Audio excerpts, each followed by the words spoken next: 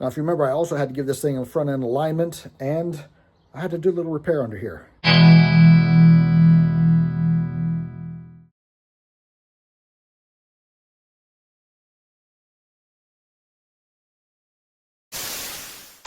The steering was gonzo. It was junk. And it turns out somebody probably tried to lift this with a floor jack on the steering gearbox or the arm off of the box. Either way, not good. Plus, the gearbox is worn out, but there is an adjustment you can make that helps with that. So check this out. So you see, this is with the body off. You don't need to do this. It does make it easier though. Right here is the steering gearbox. This is an older one. It does not have a rack and pinion. Now, when you have a lot of slop in the steering wheel, a whole lot of back and forth. Now see, hold on. Watch the steering wheel and the wheels. It makes a little bit of noise, but it's actually a pretty good reaction. Now it was sloppy, so what I did, this is just like your old Chevy pickup. You loosen up the jam nut right here, and you start turning in the screw. Now, as you're turning in the screw, you want somebody wiggling the wheel. It is very easy to get this too tight. And if you get it too tight, not only does it make it difficult to steer, but it destroys what's left of the gearbox. So once you have a little bit of slop on center, you don't want it really, really tight. You want a little bit of slop.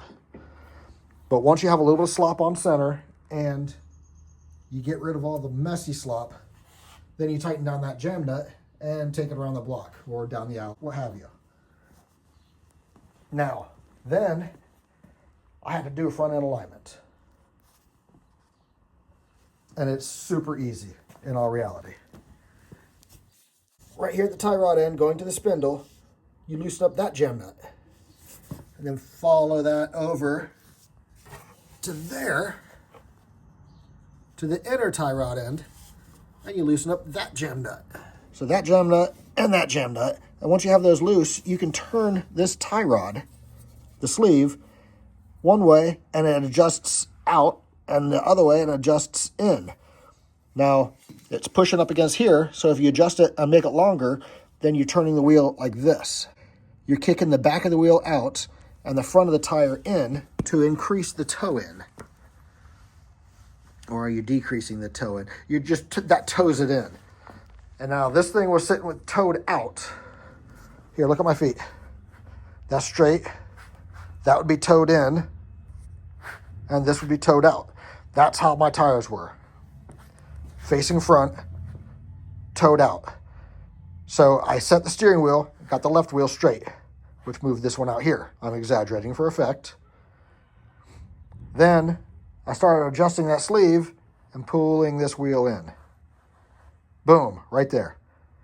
Now, how do you measure it without fancy equipment?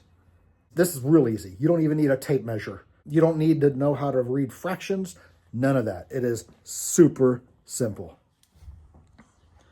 The longer your level, or even just straight edge, the better. All right. So you hold it up against the tire, and then you look at it back here. Hold on. Okay. So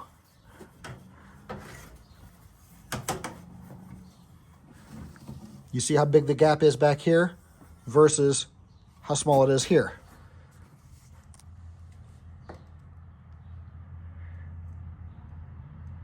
There you go. That is perfectly straight related to the body of the golf cart.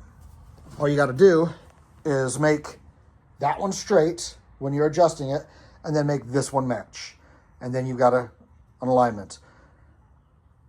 If you want to toe it in just a little bit, which again, you want to toe it in just a little bit, take it less than 1/8 of an inch. The more sloppier your front suspension is, the more that 1/8 of an inch matters. Being that this one runs on gravel, dirt roads, and grass 99% of the time, I'm not too worried about an 1/8 of an inch or dead straight or even towed out just a touch.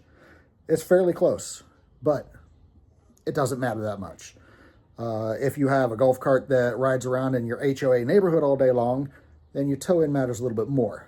You'll eat up the tires if it's not right. But really, that's all there is to it. Once you get the toe where you want it, you lock down those jam nuts and take it around the block. See what it's doing.